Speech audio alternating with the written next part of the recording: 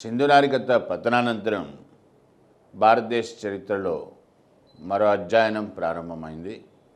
దీన్నే మనం వేద నాగరికత అంటాం. ఈ చాప్టర్కి సంబంధించినంతవరకు ఎగ్జామినేషన్ పరంగా మనకు అతి ముఖ్యమైనటువంటి విషయం ఏంటంటే వేద సాహిత్యం. ఎక్కువగా వేద నాగరికత మీదుగా ప్రశ్నలు రావడం చాలా అరుదుగా ఉంటుంది. కానీ వేద సాహిత్యం మీద మాత్రం అడపాదడప అప్పుడప్పుడు ఒక్కొక్క క్వశ్చన్, 1-2 క్వశ్చన్స్ రావడం జరిగిందనమాట. వేద సాహిత్యం ఏందో మనం సపరేట్గా డీల్ చేస్తాం. ముందుగా వేద నాగరికతలోకి వెళితే మొదటి ప్రశ్న, ఆర్యులు ఎవరు? ఎందుకంటే ఈ నాగరికత మొత్తం కూడా ఆర్యులకు సంబంధించినటువంటి నాగరికత. సామాన్యంగా ఆర్య అనే పదాన్ని మనము తరచుగా జాతిపరమైనటువంటి వాచకంగా చూస్తుంటాం. ఆర్యులు అంటే ఎవరు? ఆర్యులు అనేటువంటిది ఒక జాతి కాదు, అది పలు జాతుల సమూహం. అది అంటే ఆర్య అనేటువంటి పదము ఒక భాషాపరమైనటువంటి పదంగానే చూడాలి, కానీ జాతిపరమైనటువంటి పదంగా చూడకూడదు.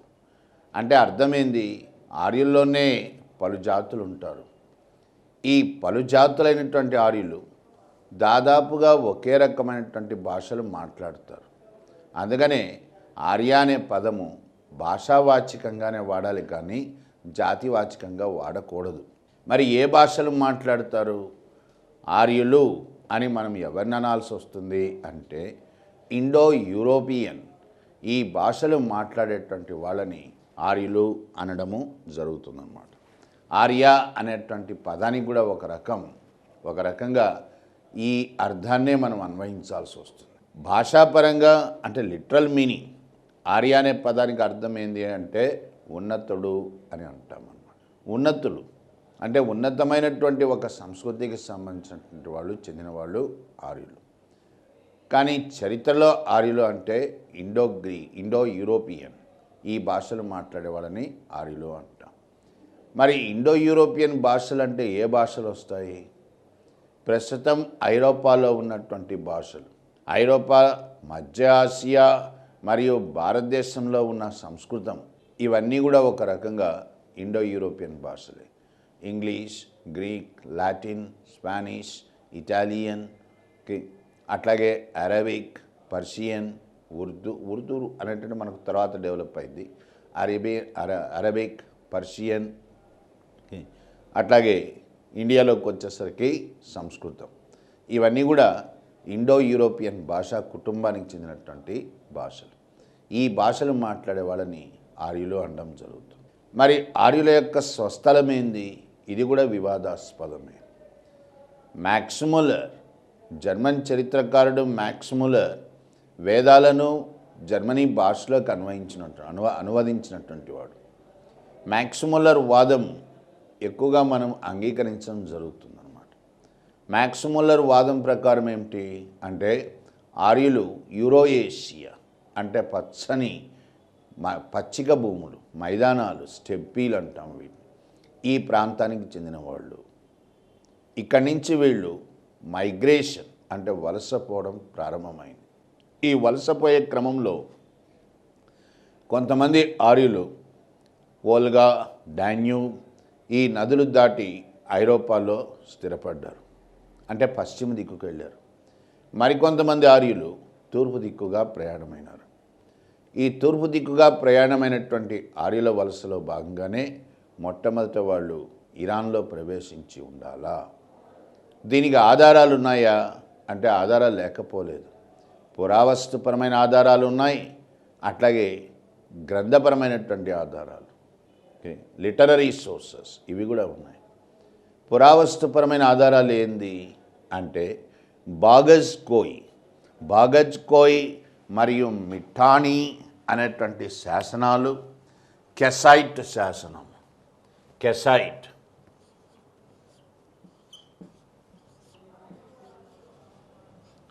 కెసైట్ శాసనము ఆర్యులు క్రీస్తుపూర్వం 1500 నాటికే ఇరాన్లో ఉన్నారు అని తెలియజేస్తుంది. కెసైట్ శాసనంలో ఆర్య దేవుళ్ళు ఇంద్ర, వరుణ, అగ్ని వీళ్ళు ప్రస్తావించబడ్డారు. అట్లాగే బాగజ్కోయి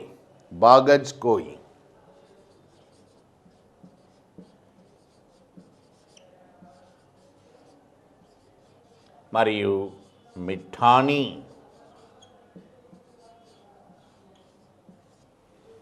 ఈ శాసనాలు ఏం చెప్తున్నాయి అంటే ఆర్యులు ఇరాన్ నుంచి ఆఫ్ఘనిస్తాన్లోకి ప్రవేశించారు.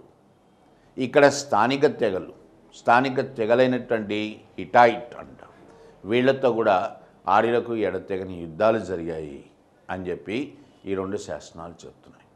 అంటే ఇరాన్ నుంచి ఆఫ్ఘనిస్తాన్లోకి ప్రవేశించినటువంటి ఆర్యులు వయా ఖైబర్ అండ్ బోలెన్ భూమార్గాల గుండా భారతదేశంలోకి ప్రవేశించారు. ఇది పురావస్తుపరమైనటువంటి ఆధారం. అట్లాగే సాహిత్యపరమైన ఆధారాలు, లిటరరీ సోర్సెస్. ఇరానియన్లకు అతి ప్రాచీనమైనటువంటి గ్రంథం ఉంది. ఈ గ్రంథాన్ని మనం ఏమని పిలుస్తాము అంటే జెండ్ అంటాం. జెండ్ అవెస్థా అంటారు. జెండ్ అవెస్థా ఇది ఇరానియన్లకు చెందినటువంటి అతి ప్రాచీన గ్రంథం. ఈ గ్రంథంలో కూడా ఆర్యుల యొక్క ప్రస్తావన వచ్చింది. అంటే ఆర్యులు ఖచ్చితంగా ఇరాన్లో ఉన్నారు. ఈ గ్రంథంలోనే ఆర్యుల దేవుడైనటువంటి వరుణుణ్ణి జెండవెస్త అరుణ మజ్దా అని పిలవడం జరిగింది. వరుణుడిని అరుణ మజ్దాగా జెండవెస్త పిలవడం జరుగుతుంది. దీన్ని బట్టి మనకేం తెలుస్తుంది అంటే ఆర్యులు ఇరాన్లో ఉన్నారనేది ఒక వాస్తవం భారతదేశానికి రాకమునిపే. రెండోది ఏంది అంటే వేదమతం. ఏ వేదమతాన్నైతే మనము తర్వాత బ్రాహ్మణ మతము, హిందూ మతము అని అంటున్నామో ఆ మతము భారతదేశంలోకి ఆర్యులు ప్రవేశించకముందే ఇరాన్లో ఒక రకంగా అభివృద్ధి చెంది ఉన్నది అని కూడా చెప్పక తప్పదన్నమాట. ఇవి గ్రంథపరమైన ఆధారాలు. దీన్ని బట్టి మనకేం తెలుస్తోంది అంటే ఆర్యులు ఇరాన్, ఆఫ్ఘనిస్తాన్ గుండా భారతదేశంలోకి ప్రవేశించారు అని చెప్పచ్చు. ఈ వాదాన్ని ఎక్కువ మంది ఒప్పుకోవడం కూడా జరుగుతుంది, ఎందుకంటే ఆధారాలు ఉన్నాయి కాబట్టి. అట్లాగే బాలగంగాధర్ తిలక్, మన గొప్ప స్వాతంత్ర సమరయోధుడు బాలగంగాధర్ తిలక్, ఈయన గీతా రహస్యం రాస్తాడు. తిలక్ అభిప్రాయం ప్రకారం ఏమిటి అంటే ఆర్యులు ఆర్కిటిక్ జోన్ అక్కడి నుంచి వచ్చి ఉండాలా అనేది తిలక్ అభిప్రాయం. అట్లాగే దయానంద సరస్వతి, ఆర్య సమాజ వ్యవస్థాపకుడు దయానంద ప్రకారము ఆర్యులు టిబెట్ ప్రాంతం నుంచి వలస వచ్చి ఉండాలి. ఇవన్నీ పలు అభిప్రాయాలు అన్నమాట. వీటిల్లో మ్యాక్స్మల్లర్ వాదాన్ని మనం ప్రామాణికంగా తీసుకుంటాం. సో ఇప్పుడు ఆర్యులు క్రీస్తుపూర్వం 1500 నాటికల్లా భారతదేశంలోకి ప్రవేశించారు. ప్రవేశించినటువంటి ఆర్యులు సింధు నది, దాని యొక్క ఉపనదులు, దాన్నే వాళ్ళు ఏమని ప్రస్తావించారు, సప్త సింధు అన్నారు. సింధు నదికి 7 ఉపనదులు. ఆ 7 ఉపనదుల యొక్క పరివాహిక ప్రాంతం ఇక్కడ నివాసం ఏర్పరచుకున్నారు. ఇక్కడి నుంచి వేద నాగరికత ప్రారంభమవుతుంది. ఇది జరిగింది క్రీస్తుపూర్వం 1500 నాటికి జరిగి ఉండాలి. అందుకనే వేద నాగరికతలో మనకు 2 దశలు ఉంటాయి. ఒకటి తొలి వేద నాగరికత, దీన్నే మనము ఋగ్వేద యుగము అని కూడా అంటాం. ఎప్పటి నుంచి ఎప్పటిదాకా ఇది క్రీస్తుపూర్వం 1500 నుంచి క్రీస్తుపూర్వం 1000 వరకు, అంటే ఒక దాదాపు 500 సంవత్సరాల పాటు తొలి వేద నాగరికత లేదా ఋగ్వేద నాగరికత అంటాం. ఋగ్వేద నాగరికత అని ఎందుకు అంటున్నాము అంటే ఈ యుగంలోనే, అంటే క్రీస్తుపూర్వం 1500 నుంచి 1000 మధ్యకాలంలోనే ఋగ్వేదము అనేటువంటిది సమకూర్చబడి ఉండాలి. ఎందుకంటే వేదాలు అనేటువంటివి రచించబడ్డవి కాదు, అవి రాయబడలేదు ఎవరి చేత కూడా, అవి సమకూర్చబడ్డాయి శ్లోకాల రూపంలో. ఎవరు కూడా వేదానికి కర్త అని చెప్పలేం మనం, ఎందుకంటే వేదాలను ఎవడు రాయలేదు కాబట్టి. సో ఋగ్వేదం ఆర్యులకు చెందినటువంటి గొప్ప గొప్ప ఋషులు వీళ్ళు తమ శ్లోకాల ద్వారా నిక్షిప్తం చేశారు. ఇది 1500 నుంచి 1000 మధ్య కాలంలో జరిగింది.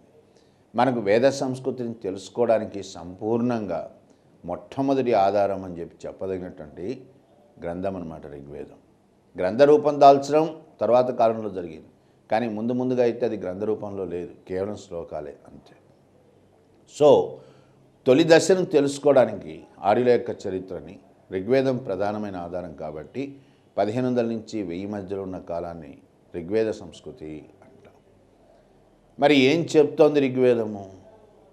లేదా తొలివేద నాగరికతలో ముఖ్యమైనటువంటి అంశాలు ఏంది అంటే, ఆర్యులు విదేశీ తెగలుగా భారతదేశంలోకి ప్రవేశించారు. ఈ ప్రవేశించడం కూడా హఠాత్తుగా ఒకే ఒక్కసారి అందరూ రాలేదు, పలు క్రమానుగతంగా వచ్చిందనమాట ఈ రావడం అనేటువంటిది, మైగ్రేషన్, వలస అనేటువంటిది. అంటే పలు తెగలుగా, పలు గుంపులుగా వీళ్ళు భారతదేశంలో ప్రవేశించడం జరిగింది. ఏ ప్రాంతాల్లో అయితే వీళ్ళు నివాసం ఏర్పరచుకున్నారో ఆ ప్రాంతాలను బట్టి తెగలు ఏర్పడ్డాయి. ఏ తెగలు ఏర్పడ్డాయి ఋగ్వేద కాలంలో? ఋగ్వేద కాలంలో ముఖ్యమైనటువంటి తెగలు 6. ఏమిటేమిటి ఆ తెగలు అంటే భరత, తుగ్వస, యదు, దృహ్య, అను, ఇవన్నీ కూడా ఆర్య తెగలు అవుతాయి అన్నమాట. 1500 నుంచి 1000 మధ్య కాలంలో క్రీస్తు పూర్వం ఉన్నటువంటి ఆర్య తెగల్లో మొట్టమొదటి వాళ్ళు భరతులు, రెండవ తెగ దృహ్య అంటాం, మూడవది అను, నాలుగవది యదు, తుగ్వస మరియు పూరు. ఇవి 6 ప్రధానమైనటువంటి తెగలు. ఈ 6 తెగల్లో కల్లా భరతులు అత్యంత బలమైనటువంటి తెగ అని చెప్తాం. ఈ భరతులే భారతదేశాన్ని పరిపాలించినటువంటి వాళ్ళు. అందుకని భారతదేశం అనే పేర్లు అట్లా వచ్చాయన్నమాట. వాస్తవంగా చెప్తే పలు రకాలైనటువంటి కథనాలు ఉన్నాయి ఇక్కడ. ఏమని అంటే, శకుంతలకి దుష్యంతుడికి పుట్టిన భరతుడు పరిపాలించాడు కాబట్టి భారతదేశం అని పిలువబడ్డాదనేది ఒక వాదన. అసలు ఏంటంటే చరిత్రపరంగా చూస్తే భరత అనేటువంటిది ఒక బిరుదు. రాజుకి పట్టాభిషేకం చేసుకున్న తర్వాత పిలువబడేటువంటి పేరు భరత. కాబట్టి ఎవడు అధికారంలోకి వచ్చినా వాడిని భరతానే పిలుస్తాం. ఈ 6 తెగలకు చెందినటువంటి పాలకులు లేదా రాజులు భరతులే అని పిలువబడతారు. కాబట్టి భరత అనేది ఒక టైటిల్గా కూడా మనం చూడాల్సి వస్తుంది. ఏది ఏమైనప్పటికీ కూడా భరతులు అత్యంత బలమైనటువంటి తెగ ఋగ్వేద కాలంలో. ఋగ్వేదం ఏమని చెప్తోంది అంటే, ఈ తెగల మధ్యలోనే యుద్ధాలు జరుగుతున్నాయి. ఆర్య సంస్కృతిలో యుద్ధం అనేది చాలా ప్రముఖ పాత్ర పోషిస్తుంది. ఆర్యులు ఉన్నతులుగా చెప్పుకున్నప్పటికీ కూడా యుద్ధ పీపాస అంటే యుద్ధకాంక్ష చాలా ఎక్కువగా ఉండేది వీళ్ళలో. ఎన్ని రకాలైనటువంటి యుద్ధాలు జరుగుతున్నాయి? ప్రధానంగా 2 రకాలుగా జరుగుతాయి యుద్ధాలు. ఒకటి, ఆర్య తెగల మధ్య వాళ్ళు యుద్ధాలు చేసుకుంటారు. అనార్య తెగలు ఉన్నారు. పులింద, పుండ్ర, మూతిబగ ఇట్లాంటి అనార్య తెగలు ఉన్నాయి. వీళ్ళతో కూడా యుద్ధాలు చేసేటువంటి వాళ్ళు. అంటే ఆర్యులకు మధ్య యుద్ధాలు, అనార్యులకు మధ్య జరిగిన యుద్ధాలు. ఇట్లా మనకు ఋగ్వేదం యుద్ధాల గురించి కూడా ప్రస్తావిస్తుంది. ఎగ్జామినేషన్ పాయింట్ ఆఫ్ వ్యూలో ముఖ్యమైనటువంటి విషయం ఏంటంటే దశరాజా యుద్ధము అంటాం. ఋగ్వేద కాలంలో అతి ముఖ్యమైనటువంటి యుద్ధం ఇది. దశరాజా అంటే 10 మంది రాజుల యుద్ధం. వాస్తవంగా ఇది 10 మంది రాజుల యుద్ధం కాదు, 11 మంది రాజుల యుద్ధం అన్నమాట. ఎందుకు జరిగింది ఈ యుద్ధము అంటే, ఇప్పుడే చెప్పాం, ఋగ్వేద కాలంలో అత్యంత బలమైనటువంటి తెగ భరతులు. ఈ భరతులకు రాజైనటువంటి వాడు దేవదాసుడు. భరత సుదస్. భరతులకు రాజైనటువంటి వాడు సుదస్ రాజుగా విశ్వామిత్రుణ్ణి రాజగురువుగా నియమించాడు. ఎవరు విశ్వామిత్రుడు? విశ్వామిత్ర, అత్రి, భృగు, భరద్వజ, వశిష్ఠ వీళ్ళంతా కూడా ఋగ్వేద కాలంలో గొప్ప ఋషులు, గొప్ప యోగులు. వీళ్ళలో విశ్వామిత్రుడు అనార్యుడు, ఆర్యుడు కాదు ఆయన. ఆర్యుడు కానివాడు అంటే ఎట్లా ఉంటాడు అంటే స్వదేశీ భారతీయులు నల్లని రంగు కలిగి ఉంటాం. సామాన్యంగా ఆర్య అనే దానికి మనం శారీరక పరంగా గుర్తించడం అంటే తెల్లని వర్ణం గలవాళ్ళు, తెల్లని రంగు కలిగిన వాళ్ళు ఆర్యులు. విశ్వామిత్రుడు అనార్యుడు, కానీ గొప్ప ప్రతిభ ఉన్నటువంటి వాడు విశ్వామిత్రుడు. సృష్టికి ప్రతి సృష్టి చేయగలిగిన స్థాయికి ఎదిగాడు విశ్వామిత్రుడు. కాబట్టే భరతులు విశ్వామిత్రుడిని తమ గురువుగా నియమించుకున్నారన్నమాట. కొంతకాలం తర్వాత ఇదే భరతుడు విశ్వామిత్రుడిని తొలగించి వశిష్ఠుడిని తమ గురువుగా ఎంచుకున్నారు. ఇది విశ్వామిత్రుడు సహించలేకపోయినాడు. అందుకనే విశ్వామిత్రుడు భరతులకు వ్యతిరేకంగా 5 ఆర్య తెగలని మరియు ఇంకొక 5 ఆర్య తెగలని మొత్తాన్ని కలిపి 10 మంది తెగలతో కూడినటువంటి ఒక కూటమిని ఏర్పరిచాడు. భరతులపై యుద్ధం ప్రకటించాడు. ఇట్లా 10 మంది రాజుల కూటమి ఒకవైపు, భరతులు ఇంకొక వైపు, అంటే మొత్తం 11 మంది అవుతారన్నమాట. ఇట్లా యుద్ధం ప్రారంభమైంది. ఈ దశరాజ యుద్ధమే మనము ప్రస్తుతము రావి నది అంటే పురుషిని అంటుంది ఋగ్వేదం. తర్వాత చెప్తాను ఏ నదులకు ఏ పేర్లు ఇచ్చిందో ఋగ్వేదం. పురుషిని నదీ తీరాన అంటే రావి నదీ తీరాన దశరాజ యుద్ధం ప్రారంభమైంది. సుదర్శ్ భరతుల తరఫున యుద్ధాన్ని నడిపాడు. సుదర్శ్ శత్రువులను తెగనరికాడు, వాళ్ళ తలలు కత్తిరించాడు. అట్లా కత్తిరించి ఆయన బిరుదు తీసుకోవడం జరిగింది. ఆ బిరుదే త్రా సదస్యో అంటాం. త్రా అంటే తలను కత్తిరించడం, కత్తిరించడం తల త్రా అని పిలువబడుతుందన్నమాట. త్రా సదస్యు అంటాం. దాన్ని బట్టి నీకేం తెలుస్తున్నది అంటే భరతులకు ఎదురు లేదు, అత్యంత బలమైనటువంటి తెగ అని చెప్పచ్చు అన్నమాట. ఇది అత్యంత ముఖ్యమైనటువంటి యుద్ధం ఋగ్వేద కాలంలో. ఇది మనం గుర్తించాలి. ముందు తెగలు ఏర్పడ్డము, యుద్ధాలు, వీటి గురించి ఋగ్వేదం ప్రస్తావిస్తుంది. నెక్స్ట్ ఇంపార్టెంట్ ఏమిటి అనంటే ఋగ్వేదము ఆర్యుల యొక్క భౌగోళిక పరిజ్ఞానం గురించి కూడా ప్రస్తావిస్తుంది. దీన్ని కూడా మనము జాగ్రత్తగా గుర్తుంచుకోవాలి, ఎందుకంటే అప్పుడప్పుడు ప్రశ్నలు ఇస్తూ ఉంటారు వీటి మీద కూడా. ఆర్యుల యొక్క భౌగోళిక పరిజ్ఞానం ఏ విధంగా ఉంది అంటే ముందు ఋగ్వేదం సింధు నది, దాని యొక్క 7 ఉపనదులు, వీటి గురించి ప్రస్తావిస్తుంది. ఏమిటా 7 ఉపనదులు అంటే విత్సట అంటే ప్రస్తుతం జీలం అంటే, రావి నదికి పురుషిని, అస్కిని అంటే చినా, వైపస్ అంటే బియాస్, దృషద్వది అంటే రక్షి, సువస్తు అంటే స్వత్, సుతద్ది అంటే సట్లెస్. ఇవి 7 ఉపనదులు. ఈ 7 ఉపనదులు కాకుండా ఋగ్వేదం ఆఫ్ఘనిస్తాన్లోని మరో 2 ఉపనదుల గురించి కూడా చెప్తుంది. ఏమిటవి అంటే క్రుమో అంటాం. క్రుమో అంటే రివర్ ఖుర్రం అని చెప్పాలి. కుబా అంటే కాబూల్. ఇవి ఋగ్వేదంలో ప్రస్తావించబడినటువంటి నదులు అన్నమాట.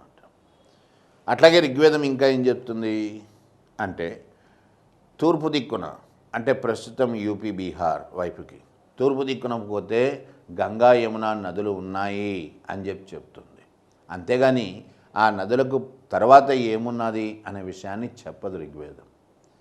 అట్లాగే ఋగ్వేదం ఉత్తర దిక్కున హిమాలయాలు ఉన్నాయి అని చెప్తుంది. చెప్తూ ముఖ్యంగా హిమాలయాలలో ఒక పర్వతం ఉంది, ముజావంత్ అంటాం. ఆ ముజావంత్ పర్వతం గురించి పదే ప్రస్తావిస్తుంది. ముజావంత్ ఈ పర్వతం గురించి ఋగ్వేదం ఎందుకు పదే ప్రస్తావిస్తుంది అంటే ఆర్యులకు అత్యంత ప్రీతిపాత్రమైన, ఇష్టమైనటువంటి డ్రింక్, వాడికి తాగడం అనేది ఒక వ్యసనంగా ఉంటుందన్నమాట. దాంట్లో కూడా వాళ్ళకి అత్యంత ఇష్టమైనటువంటి పానీయం, దాన్నే మనము సోమా అంటాం. ఈ సోమా అనేటువంటిది ముజావంత్ పర్వతం వద్ద లభ్యమవుతుంది, దొరుకుతుంది అని ఋగ్వేదం పదే ప్రస్తావించింది. సో ఇక్కడ నదులు, పర్వతాలు ప్రస్తావించబడ్డాయి. అట్లాగే దక్షిణాన వింధ్య పర్వతాలు ఉన్నాయి అని చెప్తుంది ఋగ్వేదం. కానీ వింధ్య పర్వతాల తర్వాత ఏమున్నది ఆ విషయం ప్రస్తావించదు. ఓకే, దీన్ని బట్టి నీకేం తెలుస్తున్నది అంటే ఋగ్వేదం నాటి ఆర్యులు కేవలం పశ్చిమ భారతదేశంలో మాత్రమే స్థిరపడ్డారు. అంతేగాని అటు తూర్పు దిక్కుకు కానీ ఇటు దక్షిణ దిక్కుకు కానీ వీళ్ళు వచ్చినట్టుగా మనకు ఆధారాలు లేవు. ఈ కారణం వల్లనే ఋగ్వేదంలో దాదాపు అన్ని జంతువులు ప్రస్తావించబడ్డాయి, కానీ పులి మాత్రం ప్రస్తావించబడలే. అది కూడా నువ్వు గుర్తుంచుకోవాలి. ఋగ్వేదం ప్రస్తావించని జంతువు ఏంది అంటే పులి. ఎందుకంటే పులి నీకు ఉత్తరప్రదేశ్, బీహార్ మరియు దక్షిణాన మనకు కనబడుతుంది, కానీ మధ్య భారతదేశంలో కానీ పశ్చిమ దిక్కున కానీ కనబడదు. కాబట్టి దాన్ని బట్టి మనం ఏం చెప్పచ్చు అంటే ఋగ్వేద ఆర్యులు మధ్య భారతదేశంలో లేదా పశ్చిమ దిక్కున ఇక్కడ స్థిరపడ్డారు అని చెప్పచ్చు. ఇది మౌలికంగా మనం గుర్తుంచుకోవాల్సినటువంటి అంశం అన్నమాట. ఇక ఋగ్వేద నాగరికతలో సమాజం ఎట్లా ఉంది? ఋగ్వేద నాగరికత అని పదే పదే మనం మాట్లాడుతున్నామంటే అర్థం ఏంటంటే ఋగ్వేదం యొక్క ఆధారంగా అని అర్థం. నాగరికత గురించి తెలుసుకోవడానికి ఒకే ఒక్క ఆధారం ఋగ్వేదం అని అర్థం అన్నమాట. మరి ఋగ్వేదం సమాజం గురించి ఏం చెప్తున్నది? ఏమని చెప్తోంది అంటే నెంబర్ 1 సమాజం పితృసాంఘిక వ్యవస్థ అని చెప్పక తప్పదు. సింధు నాగరికతలో నీకు మాతృసాంఘిక వ్యవస్థ కనిపిస్తుంది. ఋగ్వేద కాలంకి వచ్చేసరికి అది కాస్త పితృస్వామ్యమైంది. పితృసాంఘిక వ్యవస్థ అంటే కుటుంబానికి తండ్రి పెద్ద. అనార్యులు అంటే సింధు నాగరికత ప్రజలకు తల్లి ముఖ్యం, ఆర్యులకు తండ్రి ముఖ్యం అన్నమాట. ఇంటికి పెద్ద అయినటువంటి తండ్రిని ఋగ్వేదం గృహపతి, దంపతి, దంపతి అంటే దంపతుల్లో మొదటివాడు, ఇట్లా పిలవడం జరిగింది. కాబట్టి అది ముమ్మాటికి పితృసాంఘిక వ్యవస్థ అయి ఉండాలి. నెంబర్ 1. నెక్స్ట్ నెంబర్ 2 సమాజం ఎట్లా ఏర్పడ్డది? అసలు ఏ ప్రాతిపదికన ఏర్పడుతుంది? సమాజం ఋగ్వేద కాలంలో ఏర్పడడానికి ప్రాతిపదిక రక్త సంబంధం. అంటే భార్య, భర్త, వారి పిల్లలు, దానికి సంబంధించినటువంటి వరకు వారి యొక్క పెద్దలు, అంటే భర్త యొక్క తల్లి, తండ్రి, వీళ్ళతో కలిపి ఒక కుటుంబం ఏర్పడుతుంది. రక్త సంబంధం కలిగిన పలు కుటుంబాలు కులంగా ఏర్పడతాయి. దయచేసి అర్థం చేసుకోవాల్సిన విషయం ఏంటంటే ఇక్కడ క్యాస్ట్ అనే పదానికి కులానికి మనం వాడుతున్న అర్థాన్ని ఉపయోగించకూడదు. కులం అంటే అర్థం రక్త సంబంధీకులతో కూడింది అని అర్థం, అంతేగాని క్యాస్ట్ అనే పదం వాడకూడదు ఇక్కడ. ఎందుకంటే క్యాస్ట్ అనేది లేదు అసలు. వాస్తవంగా చెప్తే క్యాస్ట్ అనే పదాన్ని పోర్చుగీస్ వాళ్ళు వాడారు. భారతదేశంలో మనకు ఉండినటువంటిది ఏంటి అని అంటే వర్ణ వ్యవస్థ ఉన్నది. వర్ణ అంటే ఏందో తర్వాత చూస్తాం. ఇక్కడ కులం అంటే రక్త సంబంధీకులు కలిసి ఏర్పడినటువంటి వంశం, కరెక్ట్గా చెప్పచ్చు, అది వంశము అని చెప్పచ్చు. దీన్నే మనము క్లాన్ అని అంటాం. దీనికి పెద్దవాడు అంటే ఆ రక్త సంబంధీకులు అందరిలో కల్లా చాలా పెద్దవాడు. ఇతన్ని మనము ఇంటికి పెద్ద లేదా కులానికి పెద్ద అంటాం, వంశానికి పెద్ద అంటాం. అతన్నే ఏమని పిలిచిన ఋగ్వేదం? కులపతి అంటాం. మనకు మహాభారతంలో కులపతి, భీష్మాచార్యుని కులపతి అంటాం, అందరికంటే పెద్దవాడు కాబట్టి. ఇట్లా కులాలు ఏర్పడతాయి. అంటే రక్త సంబంధం కలిగిన కుటుంబాలు కలిసి ఏర్పడేది కులం అన్నమాట. పలు కులాలు కలిసి ఒక గ్రామంగా ఏర్పడతాయి. గ్రామంలో పలు కులాలు ఉంటాయి. ఇది సమాజం యొక్క ఏర్పడినటువంటి తీరు అన్నమాట. మరి పరిణామాలు ఏంది? ముఖ్యమైనటువంటి డెవలప్మెంట్స్ ఏంది ఋగ్వేద కాలంలో అంటే చాలా ముఖ్యమైనటువంటి పరిణామము వర్ణ వ్యవస్థ. ఇది చాలా చాలా ఇంపార్టెంట్ అన్నమాట. ఏంది వర్ణ వ్యవస్థ అంటే ఈరోజు మనము క్యాస్ట్ అనేది అయితే అంటున్నామో దాని యొక్క ప్రారంభం ఋగ్వేద కాలంలో స్టార్ట్ అయింది. ఎట్లా స్టార్ట్ అయింది? వర్ణ అనే పేరుతో స్టార్ట్ అయింది. వర్ణ అంటే అర్థం ఏంది? వర్ణ అంటే భాషాపరంగా అర్థము రంగు అని అర్థం. తెల్లని ఆర్యులు తమని తాము శ్వేతవర్ణాలు అని పీల్చుకున్నారు, తెల్లగా ఉంటారు కాబట్టి. సామాన్యంగా సగటు భారతీయుడి యొక్క శరీరపు రంగు నలుపు. అందుకని అనార్యులైనటువంటి స్వదేశీ భారతీయులు కృష్ణవర్ణాలు అని పిలవబడ్డం జరిగింది. ఇట్లా వర్ణ వ్యవస్థకు ముందు ప్రాతిపదిక ఆధారం ఏంది అంటే రంగు అన్నమాట. రంగు ఆధారంగా ఆర్యులు తెల్లని ఆర్యులు శ్వేతవర్ణాలుగాను, శరీరపు రంగు ఆధారంగా తెల్లని ఆర్యులు శ్వేతవర్ణాలుగాను, నల్లని అనార్యులు కృష్ణవర్ణాలుగాను విభజించబడడం జరిగింది. మరి ఎందుకు జరిగింది ఇట్లాంటి విభజన అంటే దీని పరమోద్దేశం ఏదో రకమైనటువంటి ఆధిపత్యాన్ని చెలాయించుకోవడమే, గుర్తింపు ఆపాదించుకోవడమే. ఏ రకంగా గుర్తించాలి? తెల్లోడు నల్లోడు అనేటువంటి దానికి రంగే అక్కడ ప్రాతిపదిక అవుతుందన్నమాట. అట్లా వచ్చింది వర్ణ వ్యవస్థ. ఇది మొదటి దశ. మొదటి దశలో 2 వర్ణాలే, శ్వేతవర్ణ, కృష్ణవర్ణ. శ్వేతవర్ణులు అంటే ఆర్యులు, కృష్ణవర్ణులు అంటే అనార్యులు. ఋగ్వేద కాలంలోనే 2వ దశ కూడా ప్రారంభమవుతుంది. ఏందా 2వ దశ అంటే వృత్తి ప్రవృత్తి. కరెక్ట్గా చెప్తే ప్రవృత్తి వృత్తి ఆధారంగా వచ్చిందన్నమాట. వర్ణ వ్యవస్థలో 2వ దశలోకి వచ్చేసరికి ప్రవృత్తి అంటే టెంపర్మెంట్ అని చెప్పచ్చు. ఓకే, వృత్తి ప్రొఫెషన్. నీ వృత్తి నీ టెంపర్మెంట్ను బట్టి ఏర్పడుతుంది, ప్రవృత్తిని బట్టి ఏర్పడుతుంది. దీని ఆధారంగా 2వ దశలోకి వచ్చేసరికి 3 వర్ణాలు ఏర్పడ్డాయి. ఏమిటి ఆ 3 వర్ణాలు? బ్రాహ్మణ, క్షత్రియ, వైశ్య. అంతే. ఓకే, ఇక్కడికి ఆపాలి మనం. ఎందుకంటే శూద్ర అనేటువంటిది ఋగ్వేద కాలంలో వర్ణ కాదు. అది శూద్రులు ఉన్నారు కానీ వాళ్ళకు వర్ణ స్థాయి లేదు. అదేందో తర్వాత చెప్తాం. సో 2వ దశలోకి వచ్చేసరికి వర్ణ వ్యవస్థలో 3 వర్ణాలు ఏర్పడ్డాయి, బ్రాహ్మణ, క్షత్రియ, వైశ్య. ఓకే, బ్రాహ్మణులు అంటే అర్థమైంది, బ్రహ్మజ్ఞానం కోసం ప్రయత్నించేవారు బ్రాహ్మణులు. క్షత్రియులు, క్షాత్రము అంటే ఫైటింగ్ స్పిరిట్, పోరాట పటిమ కలిగిన వాళ్ళు. వైశ్యులు, సేవలు అందించేవాళ్ళు. ఇట్లా 3 వర్ణాలే ఏర్పడ్డాయి. మరి శూద్రులు, చాలామంది శూద్రులు అంటే అనార్యులు, అంటరాని వాళ్ళు, ఇట్లాంటి పదాలన్నీ ఉంటాయి. అవన్నీ ఇప్పుడు మాట్లాడకూడదు. ఋగ్వేద కాలంలో అవి లేనే లేవు. శూద్ర అనేటువంటి వాళ్ళు ఉన్నారు. ఎవరి శూద్రులు అంటే ఆర్యులే. ఋగ్వేద కాలంలో 3 వర్ణాల్లో బ్రాహ్మణ, క్షత్రియ, వైశ్య కాకుండా మిగిలిపోయినటువంటి తెల్లని ఆర్యులు శూద్రులుగా పిలువబడ్డారు. వీళ్ళు సమాజంలో దిగువ స్థాయి, కానీ అట్టడుగు కాదు. వీళ్ళకంటే అట్టడుగు వర్గం ఇంకొకటి ఉంది. ఓకే, సో శూద్రులు అంటే ఎవరు? శూద్రులు అంటే ఆర్యులే కానీ వర్ణ స్థాయి లేని ఆర్యులు, సమాజంలో దిగువ స్థాయికి చెందినవారు. వీళ్ళకంటే అట్టడుగు వర్గం ఎవరు అంటే అనార్యులు, పట్టుబడ్డ అనార్యులు, యుద్ధాల్లో పట్టుబడినటువంటి అనార్యులు. వాళ్ళని ఏమంటాము అంటే దాస అంటాం.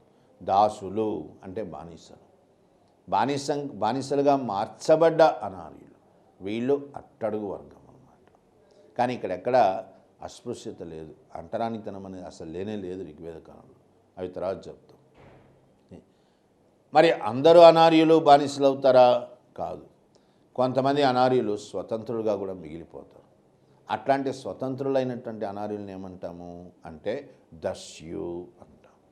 దాస, దస్యు. దాసుడు అంటే పట్టుబడి బానిస అయినటువంటి అనార్యుడు. స్వతంత్రుడైనటువంటి అనార్యుడు దస్యుడు. ఇది ఋగ్వేద సమాజంలో ఉండేటువంటి వర్ణాపరమైనటువంటి తేడాలు అన్నమాట. మరి వర్ణ వ్యవస్థ యొక్క స్వరూపమేంది? స్వభావం ఏంది? ఇక్కడ ఎక్కడ కూడా ఇంతకుముందే చెప్పాను, అంటరానితనం లేదు. వర్ణాలు అనేటువంటి ప్రవృత్తిని బట్టి ఏర్పడ్డాయి, వృత్తిగా కూడా మారుతున్నాయి. అంత మాత్రం చేత అవి మార్చుకోవడానికి తావులేని జడత్వం కలిగిన వ్యవస్థ కాదు. అంటే బాగా సింపుల్గా చెప్పాలంటే ఋగ్వేదం నాటి వర్ణ వ్యవస్థలో మార్పుకు తావు ఉంది. అంటే వర్ణాలను మార్చుకోవచ్చు, వర్ణాన్ని మార్చుకునే వెసులుబాటు ఉంది. ఎట్లా మార్చుకుంటావు వర్ణాన్ని? వృత్తిని మార్చుకోవడం ద్వారా. వృత్తి వర్ణానికి ప్రాతిపదిక అయింది కాబట్టి ఒక వ్యక్తి వృత్తిని మార్చుకోవడం ద్వారా తన వర్ణాన్ని మార్చుకుంటాడు. విశ్వామిత్రుడు క్షత్రియుడు కానీ బ్రహ్మజ్ఞాని అయినాడు. అందుకని బ్రాహ్మణుల స్థాయిని పొందాడు ఆయన, బ్రహ్మర్షి స్థాయిని పొందాడు ఆయన. సో ఇక్కడ ఋగ్వేద కాలంలో వర్ణపరమైనటువంటి కఠినమైన నియమాలు నిబంధనలు లేవు. ఎవరికి తోచిన వర్ణాన్ని వాళ్ళు పాటించవచ్చు. నెంబర్ 1. వర్ణాంతర వివాహాలు జరిగాయి. అట్లాగే సహపంక్తి భోజనాలు, వర్ణాలతో ప్రమేయం లేకుండా అందరూ కలిసి భోజనం చేయడం, ఇవి కూడా ఉన్నాయి. ఒక రకంగా ఋగ్వేద సమాజము ఈగాలిటేరియన్ సొసైటీ అంటాం. అంటే కఠినమైన నియమాలు నిబంధనలు ఏమీ లేని స్వేచ్ఛా సమాజం అని చెప్పి చెప్పుకోవచ్చు అన్నమాట. వర్ణ వ్యవస్థ వచ్చింది కానీ పూర్తిగా బలపడలేదు అక్కడ. ఎట్లా చెప్తావు నువ్వు, ఏ ఆధారంగా చెప్తాం, ఇది క్వశ్చన్గా అడిగాడు. ఋగ్వేద కాలం నాటి వర్ణ వ్యవస్థను గురించి ముఖ్యమైన ఆధారం ఏంది అన్నాడు. ముఖ్యమైనటువంటి ఆధారం ఏంది అంటే పురుష సూక్త అంటాం. ఏంది పురుష సూక్తము?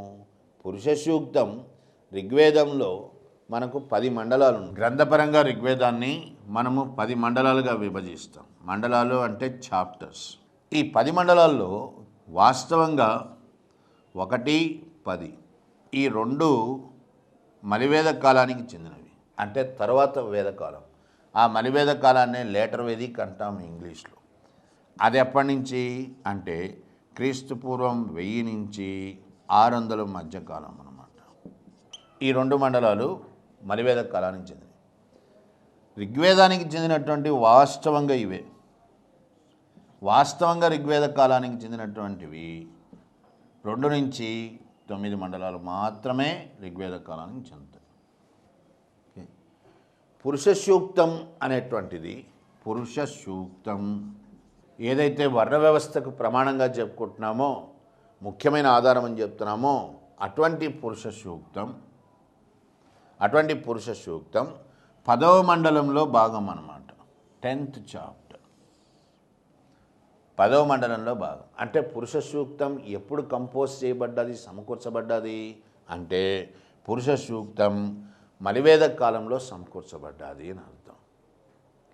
ఎందుకు చెప్తున్నాం ఇది అంటే వాస్తవంగా 3 వర్ణాలే ఉన్నాయి, బ్రాహ్మణ, క్షత్రియ, వైశ్య అని.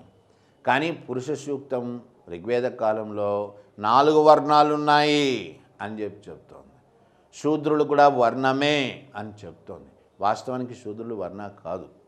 శూద్రులు ఉన్నారు కానీ వర్ణాస్థాయి లేదు.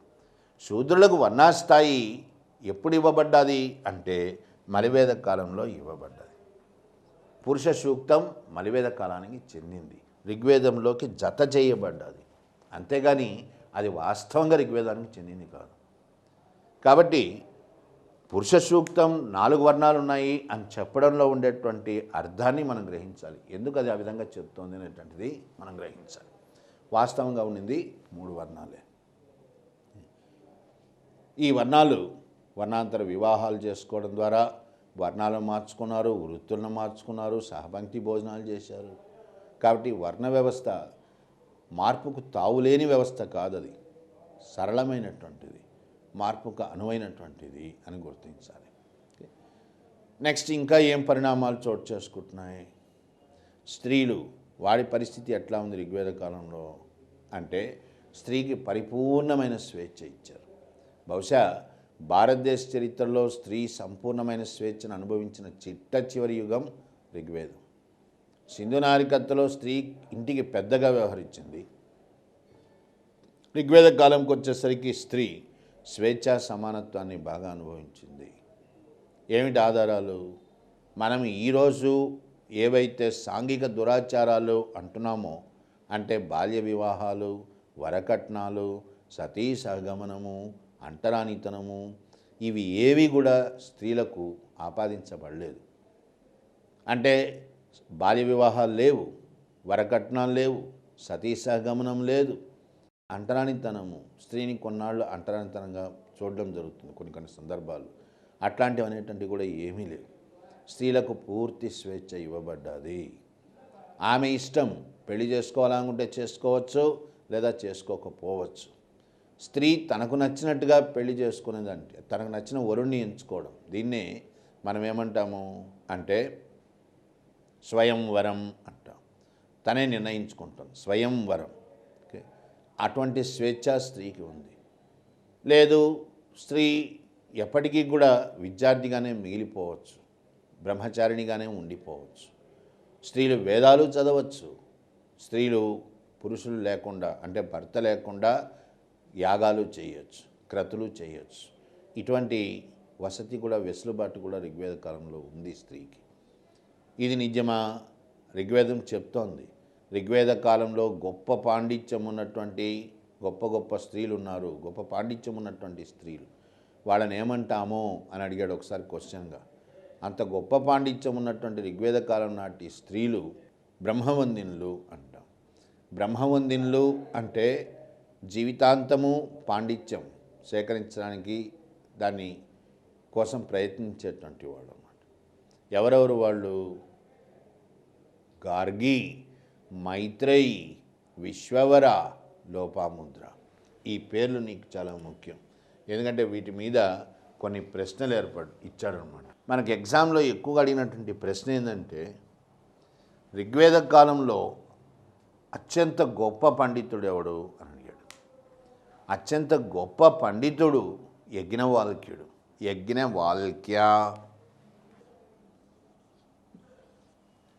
యజ్ఞవాల్క్య అసాధారణమైన పాండిత్యం ఉన్నటువంటి వాడు. ఎవరి యజ్ఞవాల్క్యుడు? యజ్ఞవాల్క్యుడు సీత తండ్రి జనకుడి కొలువుకు చెందినవాడు. అంటే రామాయణం ఋగ్వేద కాలానికి చెందింది అని చెప్పచ్చు. ఇవన్నీ ప్రశ్నలే అనమాట. యజ్ఞవాల్క్యుడు ఎవరి కాలానికి చెందినవాడు, ఎవరి కొలువుకు చెందినవాడు అని.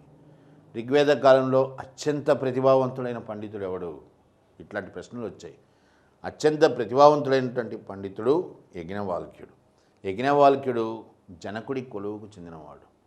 ఈ యజ్ఞవాల్క్యుడే బృహదారణ్యకోపనిషత్ అంటాం. బృహదారణ్యకోపనిషత్ అనేటువంటి గొప్ప ఉపనిషత్తును కూడా సంకలనం చేశాడు. ఇది నీకు చాలా ఇంపార్టెంట్. ఈ ఉపనిషత్తు ఏం చెప్తుంది అంటే ఆత్మ పునర్జీవనము, ట్రాన్స్మైగ్రేషన్ ఆఫ్ సోల్ అంటాం. ఓకే, దీని గురించి ప్రస్తావించినటువంటి మొట్టమొదటి ఉపనిషత్ బృహదారణ్యకోపనిషత్.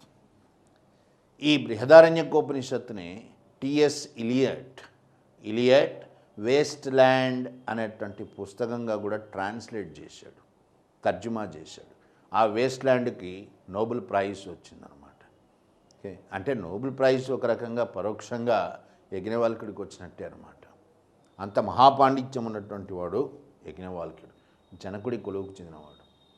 ఇక్కడ ఎగ్జామ్లో తరచుగా అడగబడ్డ ప్రశ్న ఏంది అని అంటే, అంత గొప్ప పాండిత్యము, ఓటమి ఎరుగని పండితుడు, ఆయనతో సంవాదం చేయాలంటే సామాన్య విషయం కాదు.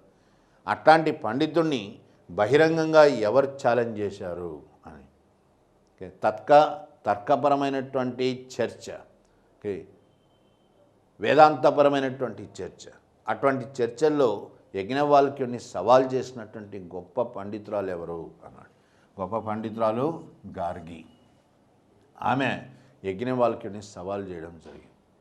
దీన్ని బట్టి మనకేం తెలుస్తున్నది అంటే, స్త్రీలకు ఆ సమయంలో, ఆ కాలంలో స్వేచ్ఛా సమానత్వాలు ఉన్నాయి అని చెప్పచ్చు అన్నమాట.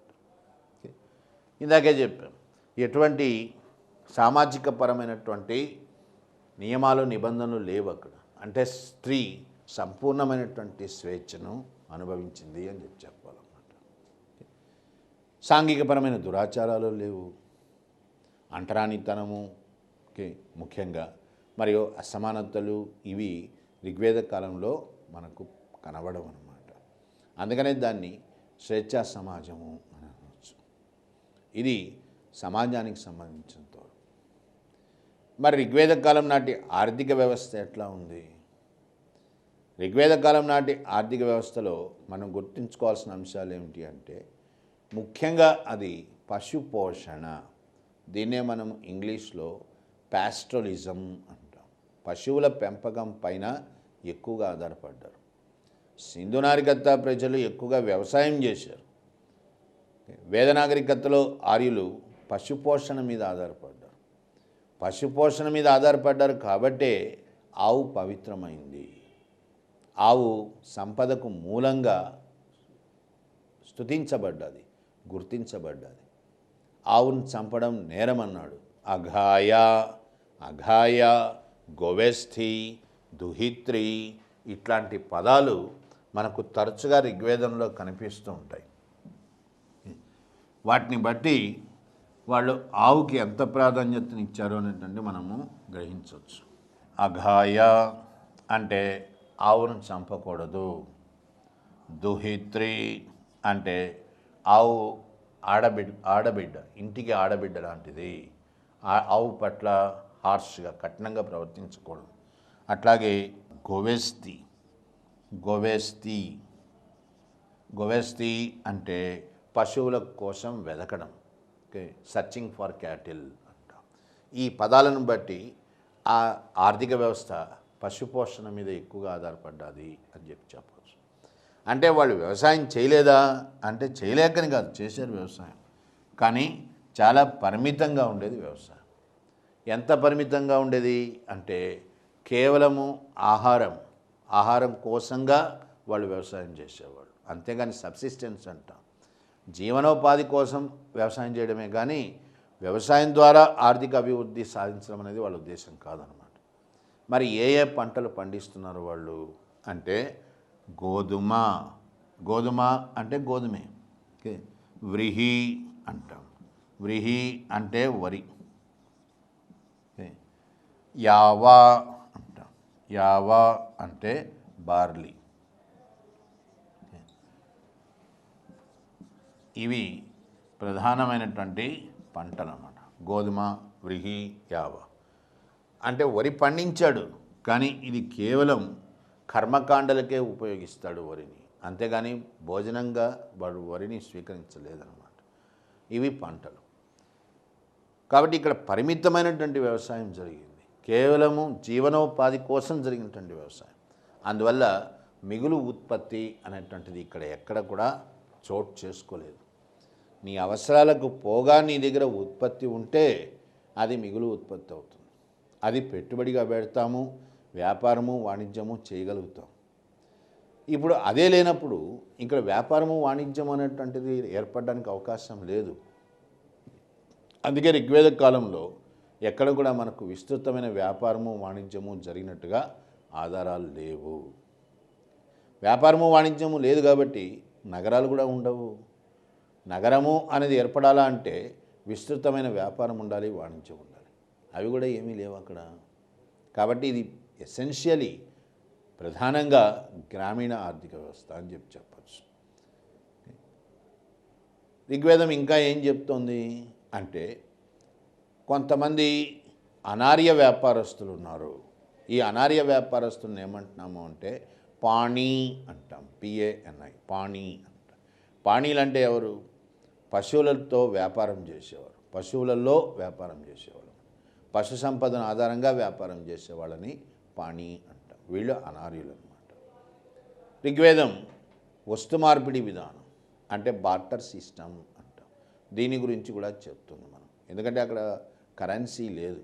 కొన్ని పుస్తకాల్లో నాణ్యాలు ఉన్నాయి అని చెప్తున్నారు, అది వాస్తవం కాదు. ఎందుకంటే ఋగ్వేదంలో కొన్ని పదాలు వస్తాయి. ఏ పదాలు వస్తాయి? నిష్కా, శతమన అనే పదాలు వస్తాయి.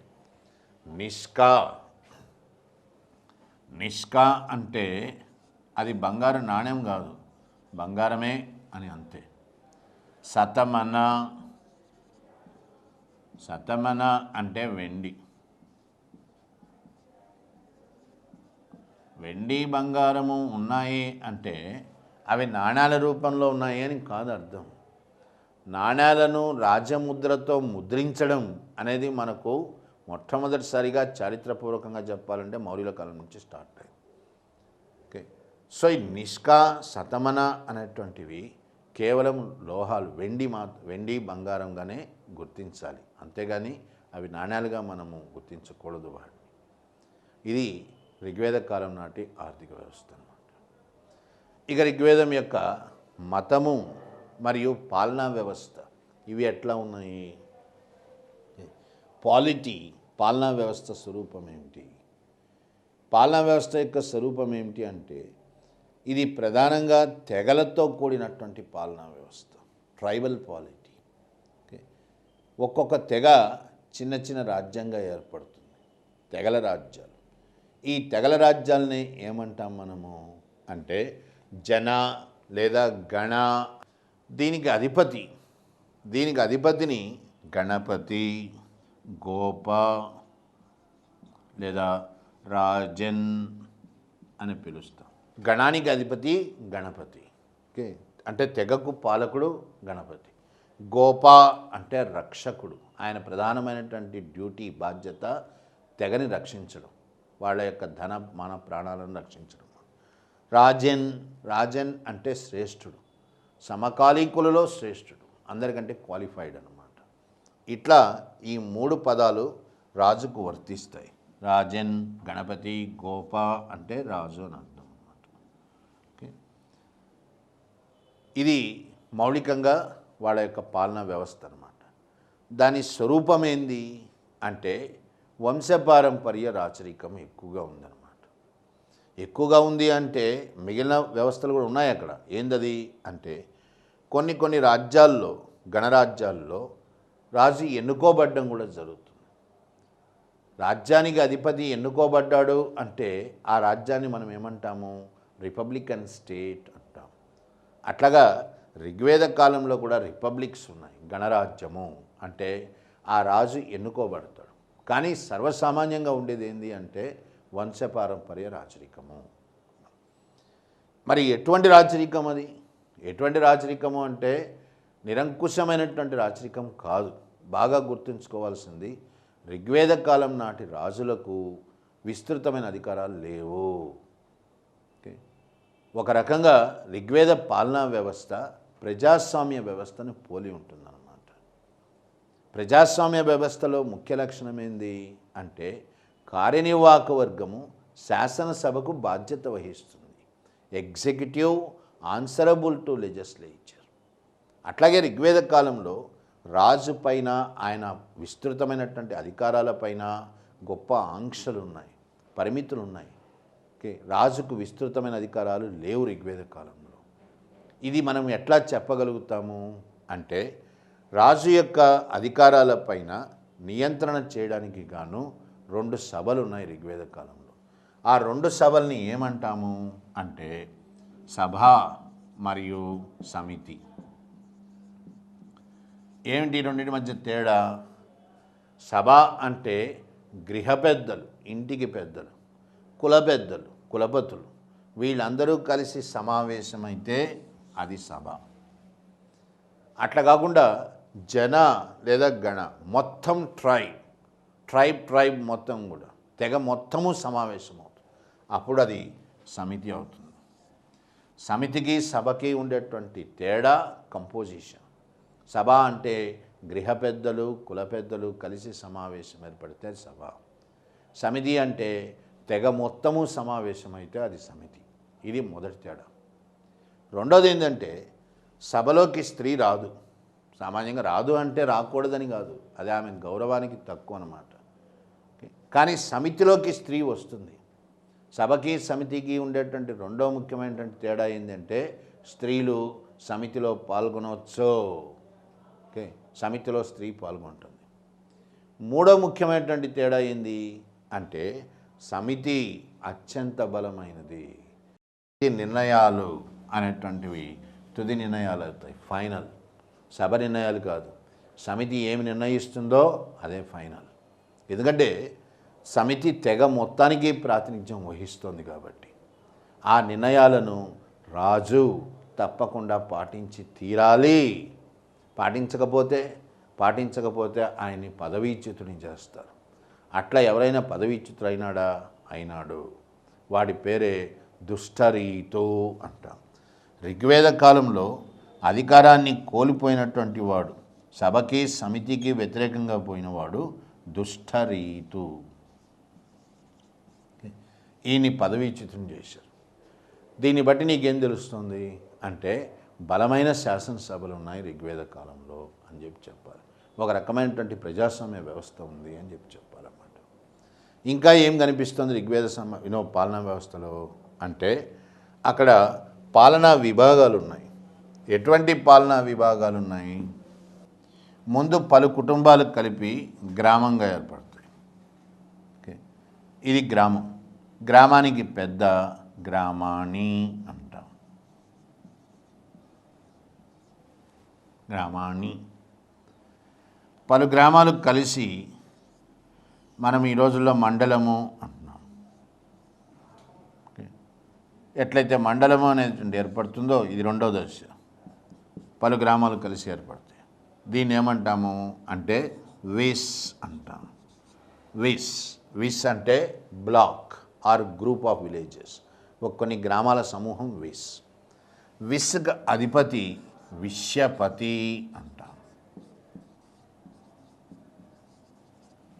ఈయన విస్కి అధిపతి అన్నమాట. ఈ విస్ స్థాయిలో అంటే రెండో స్థాయిలో కూడా ఇంకొక సభ ఉంది. ఆ సభని ఏమంటాము అంటే విధాత అంటాం. విధాత అనేది విస్ స్థాయిలో ఉండేటువంటి సభ అన్నమాట. పలు విస్సులు కలిసి అంటే పలు గ్రామాల సమూహములు, పలు మండళ్ళు అని చెప్పచ్చు. ఇది మూడో దశ. పలు విస్సులు కలిసి గణ లేదా జనాగా ఏర్పడతాయి. ఇందాక చెప్పుకున్నాం కదా, అదనమాట.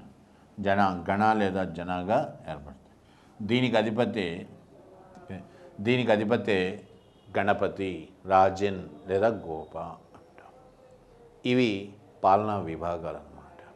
ఓకే, ఇంకా మనం గుర్తుంచుకోవాల్సింది ఏంది ఇక్కడ అంటే ఇక్కడ ఎక్కడ కూడా సిద్ధ సైన్యాలు లేవు. ఓకే, రాజుకి స్టాండింగ్ ఆర్మీ అంటాం. అంటే సిద్ధంగా ఉండేటువంటి సైన్యం అంటూ లేదు. యుద్ధం అంటూ వస్తే ఋగ్వేద కాలంలో అందరూ వెళ్తారు యుద్ధానికి, స్త్రీలతో సహా, చిన్నపిల్లలతో సహా వెళ్తారు. అంటే కరెక్ట్గా చెప్తే అది ట్రైబల్ సిస్టమ్ అన్నమాట. ట్రైబ్కి యుద్ధం జరిగితే ట్రైబ్ మొత్తం వెళ్తారు. కొంతమంది వెళ్ళాలా, కొంతమంది వెళ్ళకూడదు అనే నియమాలు అంటూ ఏమి ఉండవు అక్కడ. సో అక్కడ సిద్ధ సైన్యాలు లేవు, నెంబర్ 1. అట్లాగే నెంబర్ 2, విస్తృతమైన యంత్రాంగము లేదు. ఋగ్వేదం ప్రస్తావించినటువంటి యంత్రాంగం ఎవరెవరు అంటే క్రౌన్ ప్రిన్స్, యువరాజ్,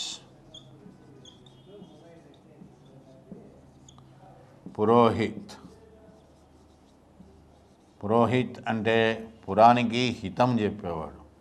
ఓకే, సలహాలు ఇచ్చేటువంటి వాడు మంచి చెడ్డల పైన. అట్లాగే యువరాజ్, పురోహిత్, సేనాని అంటే సైన్యానికి అధిపతి. ఈ సేనాని కూడా నువ్వు ఇప్పుడే చెప్పావు సిద్ధ సైన్యాలు లేవని, మరి సేనాని ఎట్లా వచ్చాడని కాదు. యుద్ధం జరిగినప్పుడే సేనాని వస్తాడు, యుద్ధం లేకపోతే సేనాని ఉండడు. యుద్ధం అప్పుడే సేనాధిపతి నియమించబడతాడు. అట్లా యంత్రాంగం అనేటువంటిది పూర్తిగా ఏర్పడలేదు అనేది మనం గుర్తించాలి. ఇంకా పన్నుల వ్యవస్థ ఉందా ఋగ్వేద కాలంలో? ఋగ్వేదం ప్రధానంగా 2 పన్నుల గురించి ప్రస్తావించింది. ఏమిటా పన్నులు అంటే భాగా, రెండోది బలి.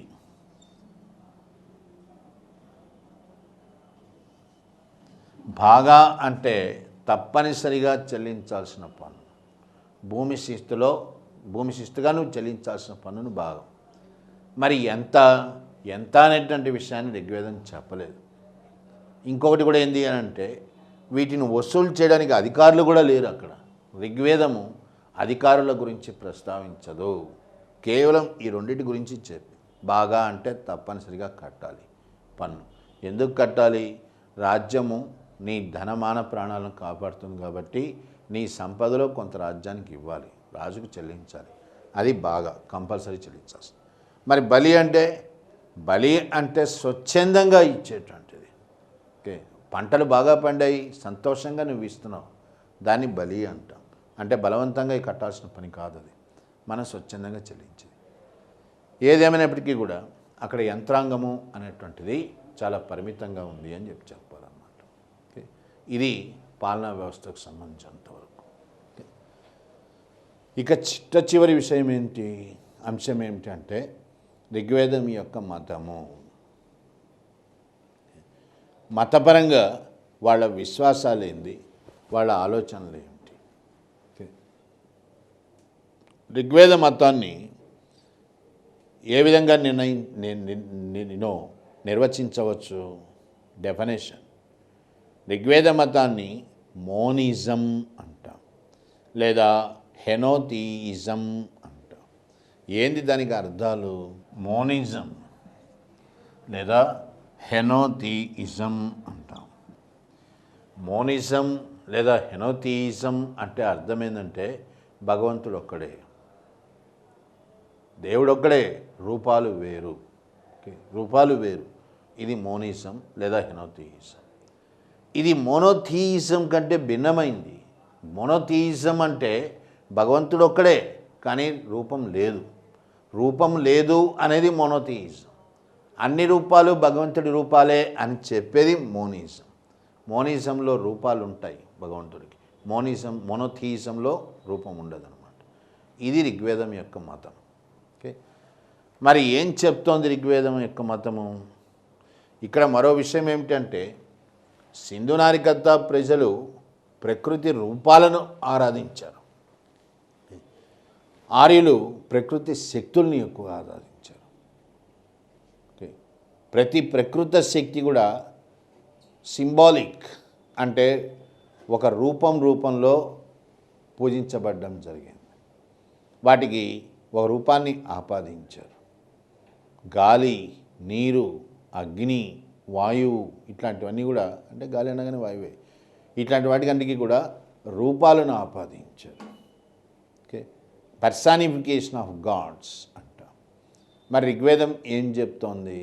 ఋగ్వేదం ఏం చెప్తోంది అంటే సృష్టి అనేటువంటిది ఒక యజ్ఞం గుండా ఆవిర్భవించింది. దాని ఋగ్వేదం ఏమన్నది అంటే హిరణ్యగర్భ అన్నది. ఋగ్వేదం ప్రకారము అత్యంత ప్రాచీనమైనటువంటి దేవుడు ఫాదర్ దయూస్. ఓకే, ఋగ్వేదం ఏమని చెప్తోంది అంటే అత్యంత ప్రాచీనమైనటువంటి దేవుడు తండ్రి దయూస్ అంటాం. తల్లి పృథ్వీ. ఋగ్వేదం ప్రకారం దయూస్ పృథ్వీ. దయూస్ అంటే ఎవడు? దయూస్ అంటే స్వర్గాలకు అధిపతి, అంతరిక్షానికి అధిపతి. పృథ్వీ అంటే భూమి. వీళ్ళిద్దరూ తొలి దేవుడు దేవత అన్నమాట. వీళ్ళిద్దరూ కలిసి ఋగ్వేదం ప్రకారము హిరణ్యగర్భ అనేటువంటి ఒక గొప్ప యాగం చేశారు. ఈ యాగం నుంచే సృష్టి మొత్తము పుట్టింది అంటుంది ఋగ్వేదం. ఎగ్జామినేషన్ పరంగా మనకి ఇక్కడ ఇంపార్టెంట్ ఏంటంటే దేవుళ్ళు వస్తారు. ఈ దేవుళ్ళకు సంబంధించి కూడా ప్రశ్నలు చాలాసార్లు గ్రూప్ 1, గ్రూప్ 2లో అడిగారు. సివిల్స్లో కూడా అడుగుతుంటారు. కాంపిటేటివ్ ఎగ్జామ్స్లో అప్పుడప్పుడు మనకి చాలా ఇంపార్టెంట్ అవుతుంది ఈ ఏరియా. అందుకనే ఇంత డీటెయిల్గా చెప్పడం అన్నమాట. ఋగ్వేదం ఏమని చెప్తుంది ఇప్పుడు అంటే హిరణ్యగర్భ నుంచి సృష్టి మొత్తం పుట్టింది. ఇట్లా పుట్టినటువంటి సృష్టి 3 దశలుగా విస్తరించింది. ఏమిటా 3 దశలు అంటే అంతరిక్ష దశ, వాతావరణం ఏర్పడే దశ, భూమి దాని ఉపరితల దశ. ఇట్లా 3 దశలు ఉన్నాయి. ఒక్కొక్క దశకి ఒక్కొక్క ముఖ్యమైనటువంటి దేవుడు ఉన్నాడు. ఎవరి దేవుళ్ళు? ముందు అంతరిక్ష దశను స్టార్ట్ చేయండి. దాన్నే మనం ఇంగ్లీష్లో ఏమంటాం? సెలెస్టియల్ స్పియర్ అంటాం. ఒక్కొక్క దశకి ఒక్కొక్క ముఖ్యమైన దేవుడు ఉంటాడు. అంతరిక్ష దశకి ముఖ్యమైనటువంటి వాడు ఇంద్రుడు. ఋగ్వేదంలో అతి ప్రధానమైనటువంటి దేవుడు ఎవడంటే ఇంద్రుడు అవుతాడు.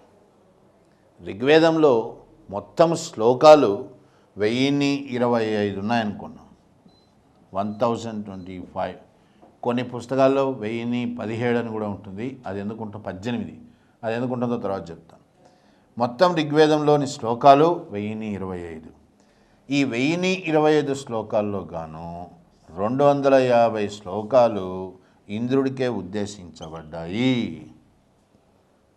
ఓకే, ఎందుకు అంత ప్రాధాన్యతనిచ్చారు అంటే దాదాపుగా 1/4 వంతు ఋగ్వేదం ఇంద్రుడి గురించే మాట్లాడుతోంది. ఎందుకు అంత ప్రాధాన్యత అంటే ఇంద్రుడు యుద్ధాలకు దేవుడు, విజయాలకు దేవుడు. నువ్వు యుద్ధానికి పోతున్నావు అంటే ముందుగా ఋగ్వేదం ఏమని చెప్తుందంటే ఇంద్రుని ప్రార్థించు అంటుంది. ఇంద్రుడి యొక్క ఆయుధం వజ్రాయుధం. వజ్రాయుధం అంటే పిడుగుపాటు, లైట్నింగ్ అండ్ థండర్ బోల్ట్ అంటాం. మెరుపులు, పిడుగుపాటు. వీటితో అతడు శత్రువులను దెబ్బతీస్తాడు. కోట గోడలు బద్దలు కొడతాడు. అందుకనే ఋగ్వేదం ఇంద్రుడికి ఏ ఏ పేర్లు పెట్టింది అంటే పురంధరుడు. పురంధర అంటే పురములు, కోట గోడలు బద్దలు కొట్టేవాడు. ఓకే, శత్రువులను నాశనం చేసేటప్పుడు కోట గోడలు బద్దలు కొడతాడు. అందుకని ఇంద్రుడికి పురంధరుడు అంటాం. ఓకే, సహస్రాక్షి 1000 కన్నులు కలిగిన వాడు అని. ఈయన రాజధాని అమరావతి. అమరావతి అనేటువంటి ఋగ్వేదం ఊహించి చెప్తున్నటువంటి పట్టణం అన్నమాట. ఓకే, అక్కడ ఉంటాడు అని చెప్తాం. ఇంకా ఏం చెప్తుంది ఋగ్వేదము అంటే ఈ ఇంద్రుడే తన వజ్రాయుధంతో సృష్టిని కబళించడానికి ప్రయత్నించిన గొప్ప సర్పం వృత్ర అంటాం. వృత్ర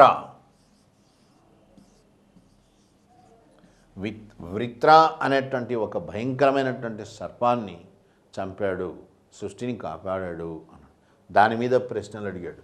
వృత్ర అంటే ఏంది? వృత్ర అంటే భయంకరమైన సర్పం, ఇంద్రుడి చేత చంపబడ్డాది. ఇవన్నీ మనం ఇంద్రుడి గురించి తెలుసుకోవాల్సినటువంటి విషయాలు అన్నమాట. ఇది అంతరిక్ష దశ, దానికి ముఖ్యమైన దేవుడు ఇంద్రుడి గురించి. ఈ వాతావరణం ఏర్పడేటువంటి దశకు అధిపతి వరుణ అంట. వరుణ లేదా వరుణ్ అనొచ్చు. ఈయన వాతావరణం ఏర్పడే దశకు అధిపతి అనమాట. ఇది 2వ దశ. ఋగ్వేదంలోని దేవుళ్ళలోకెల్లా కూడా, అందరి దేవుళ్ళలోకెల్లా వరుణుడు అత్యంత శుభప్రదమైన వాడు. ఎందుకు శుభప్రదమైన వాడు అంటే వర్షాలకు అధిపతి. ఆయన యొక్క కృప లేకపోతే, దయ లేకపోతే మనకు వర్షాలు పడవు, పాడి పంటలు సమృద్ధిగా ఉండవు. కాబట్టే అత్యంత దైవప్రదమైనటువంటి వాడు, మోస్ట్ సబ్లైమ్ గాడ్ అంటాం. దైవత్వం ఉన్నవాడు అని అంటుంది అన్నమాట ఋగ్వేదం. అంటూ ఇంకా ఏమంటుంది, ఈ వరుణుడు విలువలకు, నైతిక విలువలకు, ఎథిక్స్ అండ్ మోరల్స్ అన్నమాట, వీటికి అధిపతి. ఎవరన్నా తప్పు చేస్తున్నా లేదా చేయకూడని పనులు చేస్తున్నా వాళ్ళని శిక్షించేవాడు వరుణుడు అని అర్థం అన్నమాట. ఈ వరుణుడే సృష్టి ధర్మాన్ని కాపాడుతాడు అంటుంది ఋగ్వేదం ప్రకారము. సృష్టి అనేది ఒక నియమాన్ని అనుసరించి పనిచేస్తోంది. ఆ నియమాన్ని ఏమన్నది ఋగ్వేదం? వృత అంటుంది. బాగా గుర్తుంచుకోవాలి తేడాని. ఇంద్రుడు చంపినటువంటి భయంకరమైనటువంటి సర్పం వృత్ర. వరుణుడు నియంత్రించేటువంటి సృష్టి ధర్మం, ఆయన ఏ సృష్టి ధర్మాన్ని అయితే కంట్రోల్ చేస్తాడో అది వృత అంటాము. చాలా ఇంపార్టెంట్. వృత అంటే ఏంది? వృత అంటే సృష్టి ధర్మం, దీన్ని కాపాడేవాడు వరుణుడు. ఇది గుర్తించాలన్నమాట. అంతకుమించి ఇంకక్కడ ఏం లేదు. నెక్స్ట్ 3వ దశ. ఈ 3వ దశ భూమి, దాని ఉపరితలం. దీన్నే మనం ఇంగ్లీష్లో టెరెస్ట్రియల్ అంటాం. Celestial, aerial and terrestrial. Terrestrial అంటే భూమి, దాని ఉపరితలం. దీనికి అధిపతి అగ్ని. ఋగ్వేదం నాటి దేవుళ్ళల్లో అగ్ని 2వ ముఖ్యమైనటువంటి దేవుడు. ఇంద్రుడికి 250 శ్లోకాలు నిర్దేశించబడ్డాయి. అట్లాగే అగ్నికి 220 శ్లోకాలు, 220 అవుట్ ఆఫ్ 1025. 1025లో అగ్నికి దాదాపుగా 220 శ్లోకాలు ఉద్దేశించబడ్డాయి. ఈ అగ్నికే పలు పేర్లు ఉన్నాయి. అసలు అగ్ని అంటే ఎవడు? ఋగ్వేదం ప్రకారం అగ్ని అనేటువంటి వాడు యజ్ఞాలు, యాగాలకు ప్రాతినిధ్యం వహిస్తాడు. అగ్ని లేకుండా యజ్ఞం, యాగం చేయకూడదనేది అందుకే. మరి అగ్ని ఎవరు అంటే ఋగ్వేదం ప్రకారం అగ్ని దేవుళ్లకు, మానవులకు మధ్య సంధానకర్త అన్నమాట. ఒక వారధిలాగా ఉంటాడు.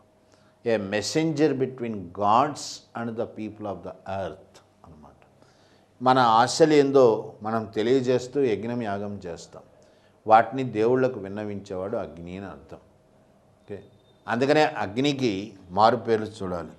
అగ్నికి మారు పేర్లు ఏంది? హోత్రి, వెరీ ఇంపార్టెంట్. హవ్యవాహనుడు. హవ్యము అంటే పొగ. పొగని వాహనంగా చేసుకొని వెళ్ళేవాడు హవ్యవాహనుడు. అట్లాగే హుతాశనుడు, వెరీ ఇంపార్టెంట్. ఇవన్నీ అడిగాడు ప్రశ్నలుగా. హుతాశన. హుతాశనుడు అంటే అపవిత్రాన్ని పవిత్రం చేసేవాడు. ఎట్లా చేస్తాడు? దహించేయడం ద్వారా. ఇవన్నీ అగ్నికి పర్యాయ పదాలు. హోత్రి, హవ్యవాహన, హుతాశన అని. ఈ ముగ్గురు ప్రధానమైన దేవుళ్ళు, ఇంద్ర, వరుణ, అగ్ని. వీళ్ళు కాక ఇంకా ఎవరెవరు వస్తారు? వీళ్ళు కాకుండా ముఖ్యమైనటువంటి దేవుళ్ళు సావిత్రి అనేటువంటిది స్త్రీ పేరుగా కనిపిస్తుంది మనకు. స్త్రీ పేరే, కానీ అది పురుష దేవుడికి ఉద్దేశించబడ్డదన్నమాట. ఎక్కువగా అడగబడ్డ ప్రశ్న ఇది.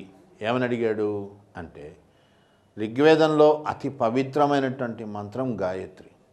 గాయత్రి వేదమతంలోనే అత్యంత పవిత్రమైనది, మహాశక్తివంతమైన మంత్రం గాయత్రి అంటాం. అట్లాంటి గాయత్రి మంత్రం ఎవడికి ఉద్దేశించబడ్డది అని పదే పదే అడిగాడు ఎగ్జామ్స్లో క్వశ్చన్స్. గాయత్రి మంత్రము సావిత్రికి ఉద్దేశించబడ్డది. ఎవరి సావిత్రి? సావిత్రి అంటే గాడ్ ఆఫ్ కాస్మిక్ ఎనర్జీ, జీవశక్తికి మూలమైన దేవుడు. ఆయనకు ఉద్దేశించబడ్డది గాయత్రి అన్నమాట. మరి గాయత్రి మంత్రం ఎక్కడ కనిపిస్తుంది? అది కూడా క్వశ్చన్ అడిగాడు. గాయత్రి మంత్రం అనేటువంటిది ఋగ్వేదంలోని 3వ మండలం. ఇందాకే చెప్పాను, ఋగ్వేదంలో 10 మండలాలు ఉన్నాయని. 10 మండలాల్లో 3వ మండలంలో మనకు గాయత్రి మంత్రం కనిపిస్తుంది. అట్లాగే ఇంకా ఏమడిగాడు ప్రశ్నలు? ఎక్కువగా అడగబడ్డ ప్రశ్నలు ఇవి.